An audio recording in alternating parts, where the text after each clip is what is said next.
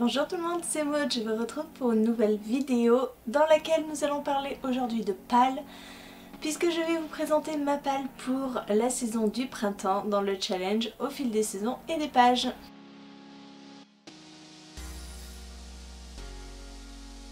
La saison de l'hiver a été un gros fail.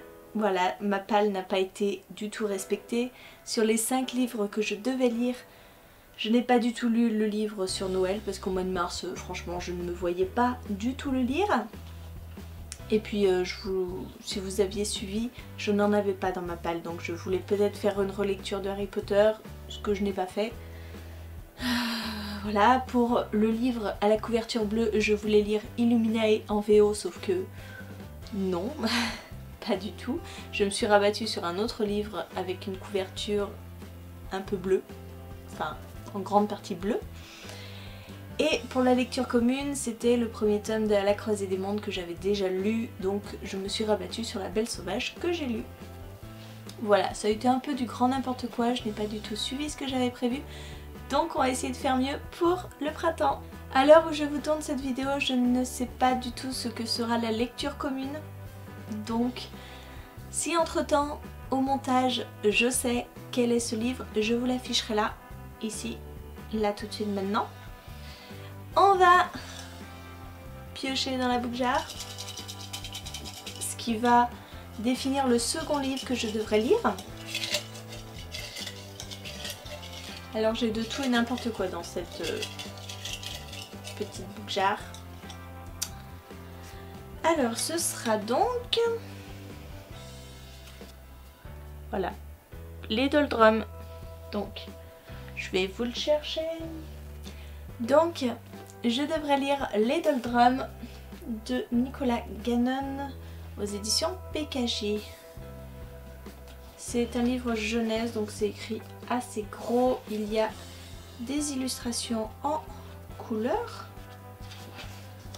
Voilà, dans les tons sépia. Donc c'est cool.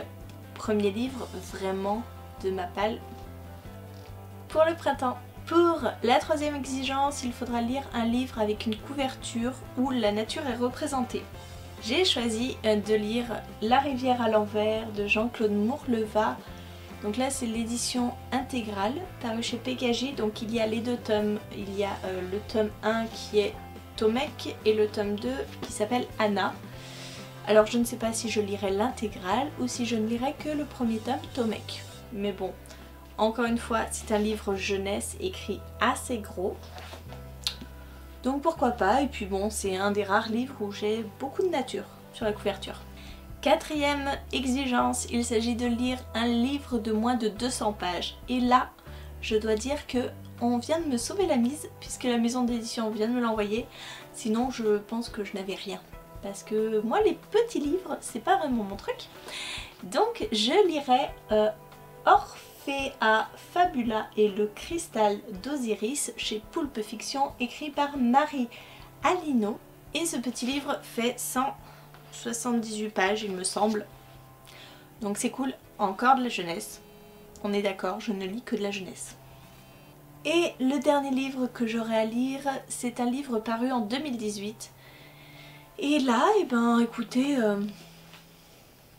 je me suis dit les autres livres vont se lire très vite. Donc pourquoi pas ne pas mettre la grosse briquette pour la fin.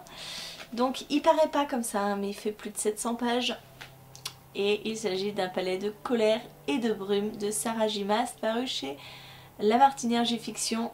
Il me tarde de lire ce second tome, vous pouvez même pas savoir. Parce que le tome 1, voilà, j'avais adoré. Et puis je suis très heureuse de pouvoir retrouver Faire.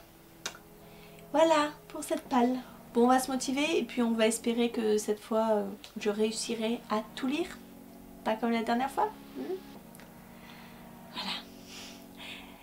N'hésitez pas à venir nous rejoindre sur le challenge. À n'importe quel moment vous pouvez nous rejoindre. Donc je vais mettre le lien de la page Facebook en barre d'infos. Donc venez nous rejoindre. C'est pas du tout contraignant. Franchement, 5 livres pour 3 mois. Je trouve que c'est plutôt assez sympa, j'aime beaucoup ce challenge. Et bah écoutez, je vous attends en commentaire, n'hésitez pas à me dire si vous avez lu un de ces livres, ce que vous en avez pensé. Et en attendant, je vous souhaite une très bonne journée, de très bonnes lectures et je vous dis à très bientôt pour une nouvelle vidéo.